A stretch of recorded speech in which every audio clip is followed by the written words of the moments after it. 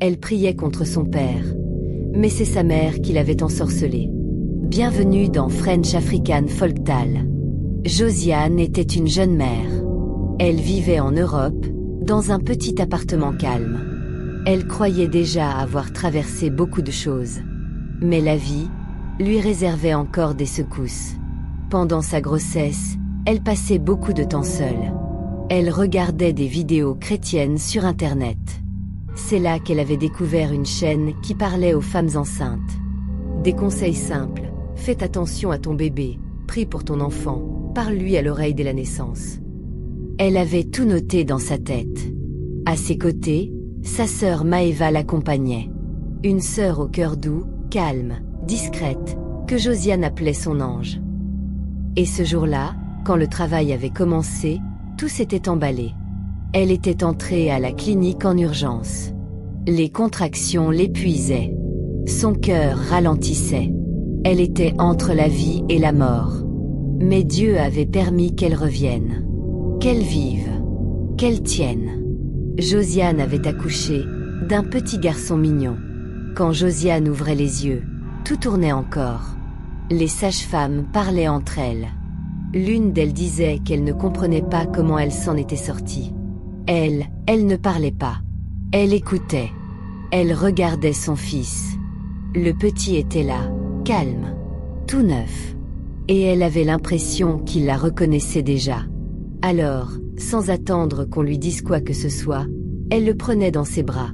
Elle posait sa bouche près de son oreille. Elle lui parlait doucement. Elle priait en silence. Elle le serrait fort. Puis elle se levait, même si son corps tremblait. Et elle versait elle-même de l'eau tiède sur lui. Avant les sages-femmes. Avant les tantes. Avant tout le monde. Elle voulait que la première main qui touche son enfant, ce soit la sienne. Pas celle d'une autre. Pas celle qu'elle ne connaissait pas. Elle ne savait pas encore pourquoi. Mais quelque chose en elle lui disait de le protéger. Et dès les premiers jours, elle veillait sur lui avec une intensité étrange. Comme si elle sentait que l'histoire n'allait pas être simple. Josiane ne voulait pas attendre. À peine le cordon coupé, elle tenait déjà le bébé contre elle. Elle avait mal, elle était faible, mais elle refusait qu'on le touche en premier. Elle se levait lentement. Elle prenait une bassine. Elle remplissait elle-même un peu d'eau tiède. Et avant que qui que ce soit ne vienne dans la chambre, elle versait cette eau sur le petit corps de son fils. Les larmes coulaient sur son visage. Mais elle ne parlait pas. Elle posait juste sa main sur le front du bébé. Elle fermait les yeux. Elle répétait quelques paroles qu'elle gardait en elle depuis des mois. Elle ne voulait pas faire comme tout le monde. Elle ne voulait pas juste accoucher et dormir. Elle voulait poser une protection invisible. Elle voulait laisser une empreinte, quelque chose de spirituel. Et une fois ce bain versé, elle s'était sentie un peu soulagée. Mais ce qu'elle ne savait pas, c'est que le vrai combat allait commencer loin de la clinique. Une fois remise, Josiane souriait de nouveau. Elle regardait son enfant grandir doucement. Elle faisait des projets. Et un jour, elle annonçait à sa sœur Maëva: « Je vais partir un moment en Côte d'Ivoire. Je veux que la famille voie le bébé. » Maëva la regardait dans les yeux et disait calmement: « D'accord. Mais fais attention. Ne laisse personne dormir avec lui. Ne le quitte pas. Protège-le. » Ce jour-là, Josiane prenait ça comme un simple conseil. Comme une parole de grande sœur. Mais quelques jours plus tard, elle entendait presque la même chose, de la bouche de son frère Wilfried. « Prie. Même si t'es pas très engagé dans la foi. Prie quand même. » Et ça, c'était déjà trop pour elle. Elle comprenait que Dieu essayait de lui dire quelque chose. Mais elle pensait juste faire un séjour de famille. Un voyage joyeux. Quand Josiane arrivait à Abidjan, elle s'installait chez sa mère, dans le quartier de Koumassi. La maison était calme. Son bébé prenait de l'âge, il grandissait bien. Elle voulait que tout le monde profite. Que sa mère aussi puisse passer du temps avec le petit. Sa mère s'appelait Mireille. C'était une femme d'un certain âge. Fatiguée, mais encore debout. Josiane la voyait faire le ménage, la cuisine, et porter encore le bébé. Et ça la gênait. Alors un jour, elle disait « Maman, je vais prendre une petite fille. Elle va t'aider à gérer le bébé. » Mireille ne répondait pas clairement. Elle ne disait pas non, mais elle ne disait pas oui non plus. Et quelques jours après, Josiane commençait à remarquer des remarques étranges. Au lieu de prendre une servante, « Donne-moi l'argent, moi je vais faire le travail. » C'était bizarre. Mais Josiane ne calculait pas trop. Elle voulait juste aider. Et elle croyait que sa mère était juste une femme épuisée. Josiane finissait par ramener une petite fille à la maison. Une aide domestique. Discrète. Respectueuse. Elle l'avait trouvée dans une famille difficile. Elle voulait lui offrir une chance. Mais à partir de là, Mireille changeait de comportement. Elle ne parlait pas trop. Mais elle critiquait dans le dos. La fille entre dans ma chambre quand t'es pas là. Elle fouille mes affaires. Elle vole la nourriture du frigo. Josiane écoutait, mais elle ne voyait rien de tout ça. La petite fille était correcte avec elle. Elle obéissait, elle aidait, elle ne parlait pas trop. Mais Mireille insistait. Elle trouvait toujours un nouveau prétexte pour qu'on la renvoie. Et Josiane ne comprenait pas pourquoi ça la dérangeait autant. Elle croyait que sa mère voulait juste la paix. Mais elle ne savait pas que c'était une guerre invisible qui commençait. Le climat devenait tendu à la maison. Josiane sentait que Mireille faisait des efforts. Mais elle sentait aussi une résistance étrange. Derrière chaque conversation, il y avait des petites pointes. Des remarques cachées. Des critiques voilées. Elle se disputait souvent. Mais ce n'était jamais à cause de la petite servante. C'était toujours pour autre chose. Mireille parlait mal du père de Josiane. Elle critiquait le frère de Josiane. Elle dénigrait la femme de son fils. Et Josiane ne comprenait pas pourquoi sa mère avait autant de haine dans le cœur. Elle croyait que c'était une femme traumatisée par la vie, par le mariage. Alors elle essayait d'être patiente. Elle lui disait souvent « Maman, profite, oublie un peu le passé. » Mais Mireille ne répondait jamais. C'était comme si Josiane parlait à un mur. Josiane finissait son séjour à Abidjan. Elle prenait l'avion, elle rentrait en Europe. Mais en quittant la maison, elle sentait que quelque chose était resté là-bas. Un poids, un malaise qu'elle ne comprenait pas. Et dès qu'elle rentrait, les problèmes commençaient. D'abord avec son mari. Ils avaient déjà quelques soucis avant son voyage. Mais cette fois-ci, ça devenait plus lourd. Ils ne s'entendaient plus. Les disputes revenaient souvent. Et puis son mari perdait son travail. Josiane aussi arrêtait de travailler, parce qu'elle était tombée enceinte. Et pendant cette nouvelle grossesse-là, tout basculait. Ce n'était pas juste une période difficile. C'était comme si quelqu'un avait programmé la chute. Elle ne travaillait plus. Son mari non plus. Les tensions devenaient plus fortes à la maison. Quand elle se réveillait le matin, la première chose qu'elle voyait, c'était du sang dans la baignoire. Pas une tache, non. Des traces. Comme si quelqu'un s'était lavé après avoir saigné. Au début, elle pensait que c'était peut-être ses règles. Mais à chaque fois, elle vérifiait. Ce n'était pas elle. Et ça revenait. Presque chaque semaine. Elle essayait de poser la question à son mari. Mais lui, il faisait l'étonné. Il fronçait les sourcils. Hein? Du sang. Moi j'ai rien vu. Tu rêves ou quoi? Faut arrêter de t'imaginer des choses. Mais dans la maison, il y avait trop de choses anormales. Un jour, c'était des cafards partout. Pas 2 ou 3. Des dizaines. Même dans le micro-ondes. Dans les tiroirs.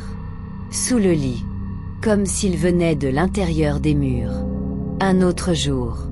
C'étaient des rats. Des gros. Rapides. Ils rongeaient tout. Ils avaient même commencé à manger les habits de son fils, Johan. Un matin, elle a retrouvé une empreinte de morsure sur la manche de son t-shirt. Comme si quelque chose l'avait attrapé la nuit.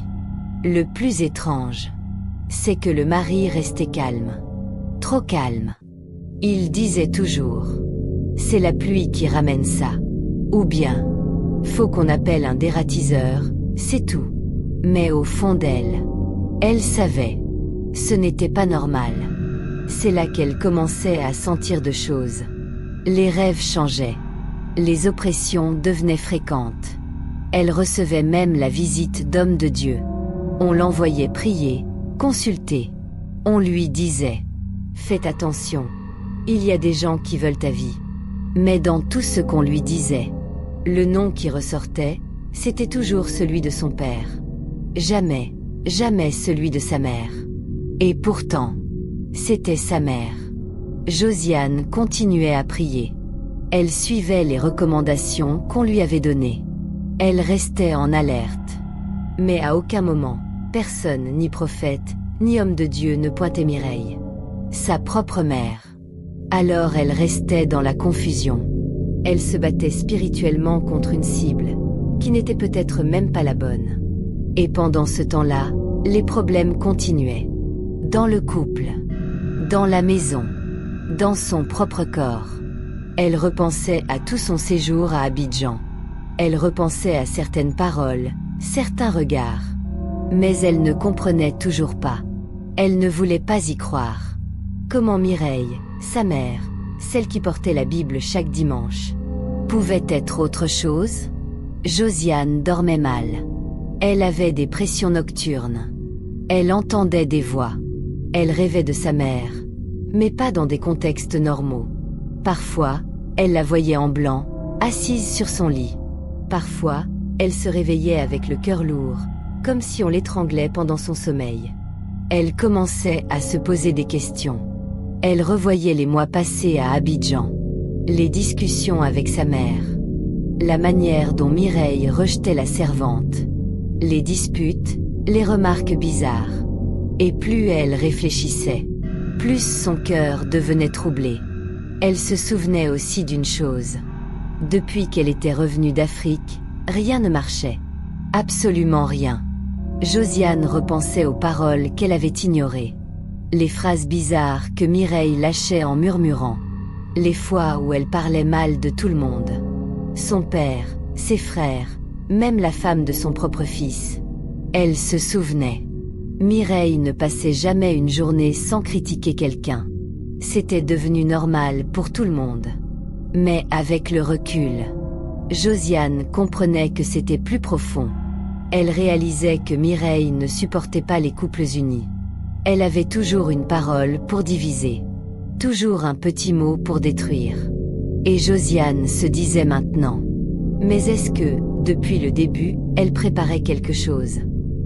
Josiane recevait des hommes de Dieu chez elle. Des prières, des révélations, mais toujours floues. On parlait d'attaques. On évoquait des dangers. Mais jamais on ne citait sa mère. Et pourtant, un jour, un frère en Christ passe la voir. Il priait calmement. Et en pleine prière, il bloque. Il garde le silence. Puis il ouvre les yeux, et regarde Josiane. Tu vis avec qui, en ce moment? Elle répond calmement. Je suis avec mes enfants, et mon mari. Depuis le début, dans toutes les prières. Dans toutes les révélations. Le nom qui revenait toujours. C'était celui de son père. On lui avait même conseillé de couper les ponts. De ne plus lui parler. De se méfier de lui. Mais dans son cœur, elle avait du mal. Parce qu'elle savait comment son père vivait. C'était un homme silencieux, discret, effacé. Toujours à l'écart des conflits. Et elle se disait: mais pourquoi lui? Jusqu'au jour où une femme de Dieu en prière lui demande une chose: tu peux prier pour ta mère aussi? Ce jour-là, Josiane se lève à 3 heures du matin. Pas pour nourrir un bébé. Pas pour aller travailler. Mais pour prier. Juste prier. Et pour la première fois, elle inclut le nom de sa mère. Elle demande à Dieu: si elle me fait du mal, montre-moi. Mais si elle est innocente, protège-la. À partir de cette nuit-là, tout bascule. Les cauchemars commencent. Des scènes qu'elle ne comprenait pas. Des visions floues, mais toujours les mêmes visages. Elle se réveillait en sueur. Le cœur qui battait. Et ce sentiment bizarre. Comme si quelqu'un l'observait pendant son sommeil. Josiane dormait peu. À chaque fois qu'elle fermait les yeux, ça recommençait. Toujours ce même rêve. Elle était dans une maison. Sa mère était là. Et une vieille femme parlait dans une langue inconnue. À côté, un bébé pleurait. Son bébé. Mais elle ne pouvait pas bouger. Parfois, elle entendait même sa mère murmurer. C'est le moment. Il faut qu'elle accepte. Et à chaque réveil, elle avait mal au ventre. Comme si quelque chose se déplaçait en elle. Elle commençait à douter. Mais elle n'avait encore aucune preuve. Juste des sensations. Et des rêves de plus en plus nets. Un dimanche matin, Josiane recevait chez elle un homme de Dieu. Quelqu'un que son ami lui avait recommandé. Il priait sans parler beaucoup. Il posait juste la main sur sa tête. Et restait silencieux. Puis il ouvrait les yeux. Et dit calmement. Ce n'est pas ton père. Ce n'est pas ton frère. C'est ta mère. Josiane tremblait. Elle voulait entendre autre chose. Mais le nom est sorti. Clairement.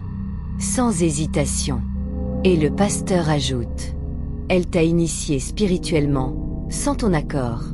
Et si tu n'avais pas refusé inconsciemment, ton fils aurait payé le prix. Elle ne savait plus si elle devait pleurer ou crier. Elle se tenait juste là. Le souffle coupé.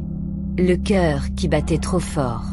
Après cette révélation, Josiane s'enfermait dans le silence. Elle observait sa mère. Comme une inconnue. Chaque parole. Chaque geste. Tout sonnait faux maintenant. Elle se rappelait les disputes. Les paroles bizarres. Les nuits sans sommeil. Tout prenait sens. Elle comprenait enfin pourquoi les problèmes avaient commencé après son retour. Pourquoi son mari avait tout perdu. Pourquoi elle-même avait failli perdre son bébé. Elle habitait avec celle qui voulait l'initier. Celle qui la nourrissait le jour. Et l'enchaînait la nuit. Josiane n'a pas hésité. Le jour où elle a su que sa propre mère était derrière ses malheurs. Elle a pris son billet. Direction Abidjan. Sans même réfléchir. Sans prévenir. Mais quand elle entre dans la maison familiale, sa mère est déjà là. Assise. Droite. Silencieuse. Comme si elle attendait. Comme si elle l'avait vue arriver dans le monde invisible. Josiane ne dit rien. Elle sent juste une lourdeur dans la pièce. Un froid dans son dos. Ses mains deviennent moites. Mais elle tient bon. Elle la regarde. Et sa mère dit juste une phrase, sans émotion. Tu n'étais pas censé résister. Cette femme, qu'on appelait autrefois Mireille, avait été initiée à l'âge de 17 ans. Par sa propre tante. Une promesse faite sous un arbre au village. Tu prendras soin de la lignée. Tu nourriras l'autel. Depuis ce jour-là, elle avait vu des choses que les hommes ne peuvent pas expliquer. Elle avait livré des enfants, des maris, même sa sœur. Mais sa mission finale, c'était Josiane. Son propre sang. Quand Josiane est arrivée avec son bébé, elle l'avait observé. Elle savait que le moment était venu. Elle avait préparé les bains, les nuits sans sommeil, les manipulations, les tensions dans le foyer. Mais la fille résistait. Son esprit ne voulait pas céder. Elle priait. Elle jeûnait. Même quand elle ne comprenait rien. Elle invoquait le nom de Jésus. Et dans le monde invisible, les chaînes ne tenaient pas. Les liens craquaient. Josiane n'a pas cherché midi à 14 heures. Elle est allée chercher un homme de Dieu. Ils sont venus. 3 intercesseurs. Une Bible. Et une bouteille d'huile d'onction qui fumait déjà sans feu. Quand ils ont commencé à prier dans le salon, les ampoules ont tremblé. La mère s'est levée. Ses yeux sont devenus blancs. Elle s'est mise à parler en langue. des langues qu'aucun démon ne devrait oser prononcer. Elle était à moi. Je l'ai portée. Je dois la livrer. Mais Josiane criait plus fort. Je ne t'appartiens pas. Mon âme est à Jésus. Et à 3h37, la vieille est tombée. Raide. Le silence a rempli la pièce. Les murs ont cessé de vibrer. Et Josiane s'est mise à pleurer. Pas de peur. De délivrance. L'ennemi ne vient pas toujours par la fenêtre. Parfois, il est déjà dans ta cuisine. Est-ce que toi aussi, tu sens que tu dois te libérer de quelque chose? Commande juste, Seigneur, libère-moi. Et partage cette histoire pour quelqu'un qui ne voit pas encore clair. Abonne-toi.